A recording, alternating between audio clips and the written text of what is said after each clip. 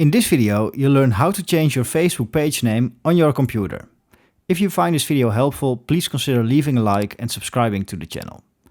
So once you're inside of Facebook, the first thing you have to do is switch to your actual Facebook page. So right now we're on a regular profile. We have to switch to our page. So click on your actual Facebook page.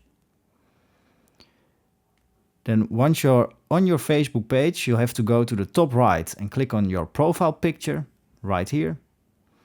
Then go to Settings and Privacy and click on Settings. Then you have to go to the left menu, scroll down a bit until you see Audience and Visibility. And right in here you'll see the button that says Page Setup. You can click on this. And here in the top you'll see your name. You can click on it again. And if you click on Edit, right here you can change your Facebook page name on your computer.